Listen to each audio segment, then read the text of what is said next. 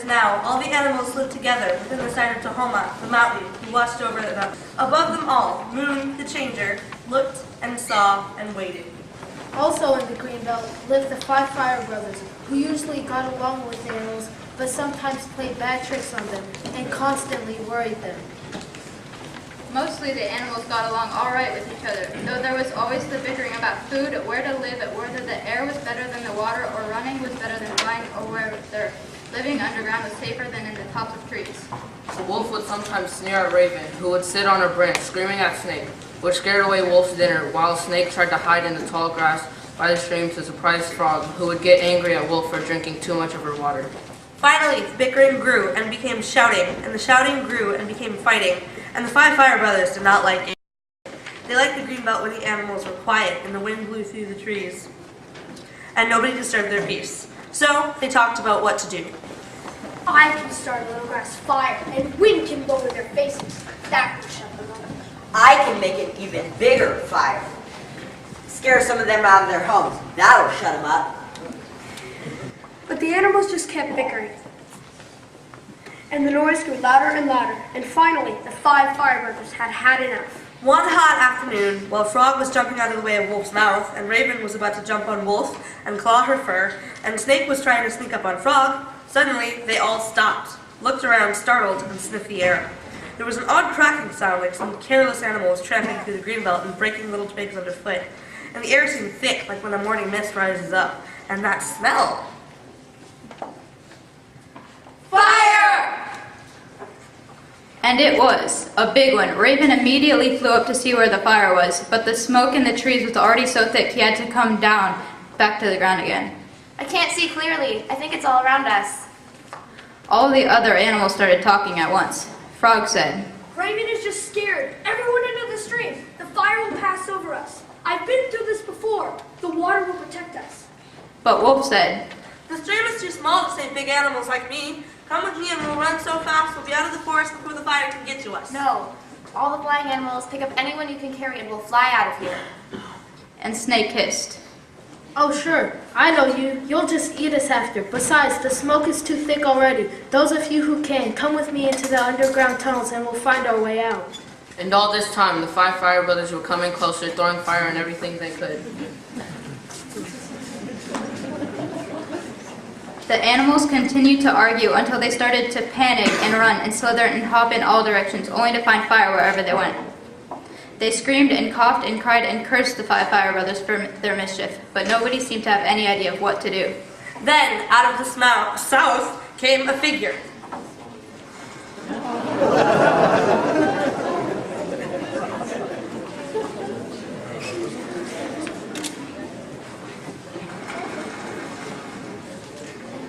An old woman in a golden robe who they had never seen before, and at first they were more terrified than before.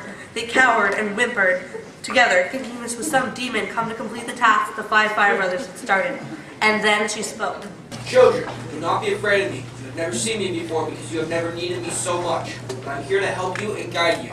I am the Pathfinder. Follow me, and if you work together, you will all escape with your lives. And then I will find you a safe place to live in peace together. Just then, Blue Heron appeared and called to them. Do not trust her. She's trying to trick you and lead you to your death. Frog croaked. Don't trust either of them. We don't know who this old woman is, and that flying demon ate my cousin. I believe Blue Heron. Stop! That is not Blue Heron. And she waved her hand at the bird, who rose off the ground and exploded into a ball of blue fire right in the Pathfinder's face. That is only one of the Fire Brothers trying to trick you. Come quickly. There is no time to lose. Raven flew up and used her powerful wings to fan the burn on the Pathfinder's face, and they all started to follow the spirit. But before they could go very far, Salmon stuck his head out of the stream and said, I have found a way to the big river, where there is water enough to save all of you from the fire. Follow me. Especially Frog, Snake, and the other water animals started to follow Salmon. But the Pathfinder came between Salmon and them again and said, No, again they said, there is no big path to the river. There's another one of the Fire Brothers trying to trap you. and Salmon too exploded in a huge cloud of laughing pink fire and smoke, burning the Pathfinder's legs and robe. Frog and Wolf worked together to splash and spit water on the fire to put it out. and all the animals quickly walked behind her. In fact, there was a path to the north that none of them had seen, and the Pathfinder led them on this for several minutes, away from the smoke and fire. As they got to the cave in the hill, Spider came out and said, Be careful, that path is still washed out from last winter. How do we know you're not another fire brother? You don't! And she suddenly ran up an old dead tree which burst into violent flames as he went higher and higher and started to fall, crashing towards the animals in the lead. The Pathfinder, though still hurt from her legs being burnt, jumped into the path of the crashing tree with raised arms and pushed it out of the path of the animals. The sleeves of her robe caught fire and her hands had fire in them, and for a moment it didn't seem she knew what to do but stand and look at her hands. Just then, Eagle swooped down from nowhere with his strong wings and battered and swept the fire from her burning hands and arms. The fire brothers still trick us. That path is not so washed out that we cannot use it. Larger animals, come help the Pathfinder. She is hurt. Smaller animals, Frog, lead them up the hill. Finally, they got to the top of the hill where the trees were still thick and the path was not so clear. Where do we go now, Spirit? To the east, towards the skeleton trees. And she led the way, with Eagle flying away and back again, checking the path ahead, which darkened in the dense woods and the late afternoon light. The sound of the fire down in the forest to the right was still terrible, and as they all knew, fire moves more quickly uphill, so fear made them move even faster. Within minutes, they were at the sheltering circle of the magic skeleton trees. Go. You must all enter the circle, and I will show you the hidden path on the other side.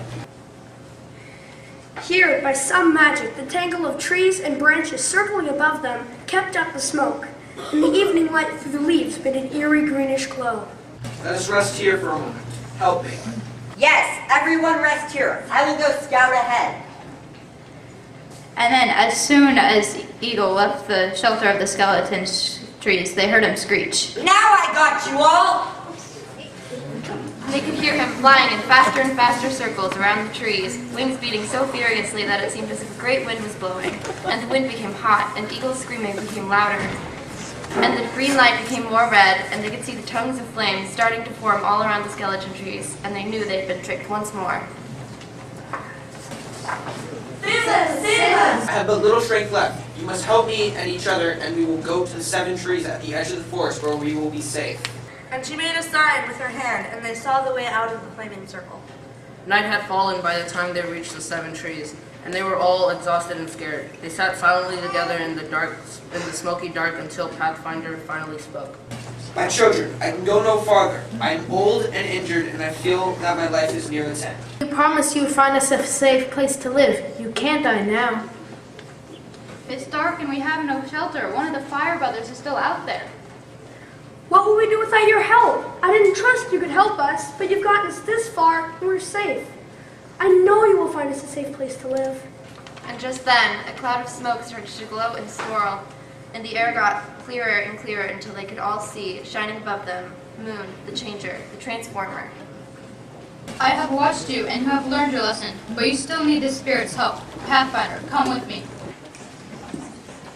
And Moon led her west, to the middle of the field on the edge of the green belt, and before their eyes they watched as the Pathfinder grew, even bigger and more solid and square and strong, until what stood before them was not an old woman, but a beautiful building with the light of the moon shining down on its green roof. Come, all you animals. This is the new Pathfinder, which is just for you. Enter and live together and study and learn and play and tell stories. And those who came before you and those who will come after will all know and honor you. So the Spirit of Pathfinder is not dead. It lives and grows as each generation has grown and worked together. And if each class honors the lessons of the Pathfinder and the animals and the Greenbelt, And above all, keeps love in their hearts for this school and each other.